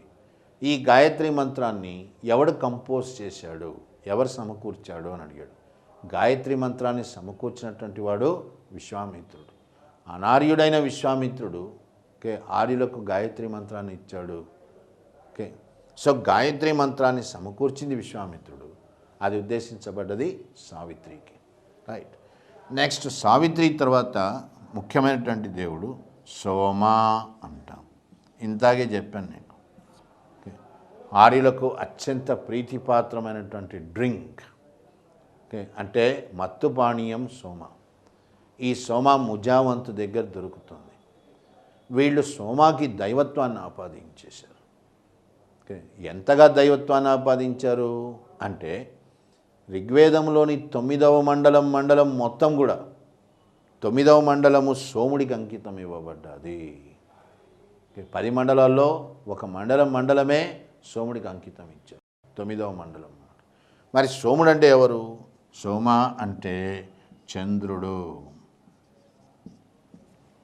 వీళ్ళ తర్వాత ముఖ్యమైనటువంటి వాళ్ళు ఎవరు అంటే అశ్వినీలు, అశ్విని దేవుళ్ళు. అశ్విని దేవుళ్ళు అంటే వీళ్ళు వనమూలికలు, ఔషధాలు, వీళ్ళకి దేవుళ్ళు. మనకేమన్నా జబ్బులు, రోగాలు వస్తే వీళ్ళని ప్రార్థించాలి, దాని ద్వారా మన రోగాలు నయం చేసుకోవచ్చు అని చెప్తుంది ఋగ్వేదం. ఇట్లా ఋగ్వేద మతంలో మనకి ఎక్కువగా పురుష దేవుళ్ళే కనిపిస్తారు. వాళ్ళుగా ఒప్పుకున్నటువంటి అనార్య దేవుడు, ఒకే ఒక్క అనార్య దేవుడు ఎవడు అంటే రుద్ర. ఎవడి రుద్రుడు? రుద్ర అంటే సింధు నాగరికత కాలం నాటి పశుపతి. ఏ పశుపతి అయితే తొలి శివుడు అని చెప్పామో నేను, ఆ పశుపతిని ఋగ్వేద కాలం నాటి ఆర్యులు రుద్ర అని పూజించడం జరిగింది. సో వాళ్ళు ఒప్పుకున్న ఒకే ఒక అనార్య దేవుడు ఎవరంటే రుద్రుడు. ఇట్లా ఎక్కువగా మనకు పురుష దేవుళ్ళే కనిపిస్తారు. మరి స్త్రీ దేవతలు లేరా అంటే ఒకే ఒక్క దేవతగా చెప్పబడ్డ స్త్రీ దేవత సరస్వతి. సరస్వతి మనకు చదువులకు తల్లి అంటాం. విద్యకు మూలమైనటువంటి దేవత. ఈమెని ఋగ్వేదం ప్రస్తావించింది, దేవతగా ప్రస్తావించింది. ఇతర స్త్రీ దేవతలు ఎవరెవరు అంటే వాళ్ళకి దైవత్వాన్ని ఇవ్వలే, కానీ ప్రస్తావించబడ్డారు.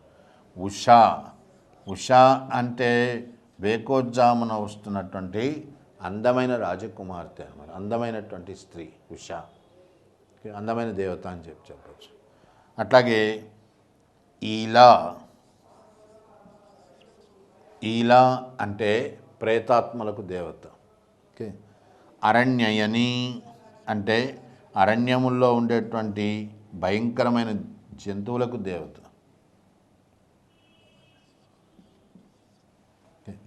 ఇట్లా ఋగ్వేదంలో ఇతర దేవతామూర్తులు స్త్రీలు కూడా ప్రస్తావించబడ్డారు, స్త్రీ దేవతలు. కానీ దైవత్వం మాత్రం ఒక సరస్వతికే ఇవ్వడం జరిగింది అన్నమాట. ఇవి ఋగ్వేద మతాన్ని గురించి మనం గ్రహించాల్సిన విషయాలు. ఇక్కడ ఎక్కడ కూడా క్లిష్టమైనటువంటి యజ్ఞాలు యాగాలు గురించి ఏం చెప్పట్లేదు ఋగ్వేదం ప్రధానంగా దేని గురించి చెప్పింది అని అంటే ప్రార్థన గురించే చెప్పింది. అంతేగాని యజ్ఞం యాగం గురించి ఋగ్వేదం ప్రస్తావించదు. అంటే క్లిష్టమైన యాగాలు లేవు, యజ్ఞాలు లేవు. రెండోది ఏంది, యజ్ఞం యాగం ఎప్పుడైతే దానికి ప్రాధాన్యత లేదో పురోహిత వర్గానికి కూడా ప్రాధాన్యత లేదు. అక్కడ ఋగ్వేద మతం అందరికీ అందుబాటులో ఉండేటువంటి మతమే, ప్రార్థనకే ప్రాధాన్యతనిచ్చింది. కాబట్టి ఇక్కడ ఇంకా బ్రాహ్మణ ఆధిపత్యం ఏర్పడలేదు, మతం పైన బ్రాహ్మణుల ఆధిపత్యం లేదు. కాబట్టి మతం అందరికీ అందుబాటులో ఉంది.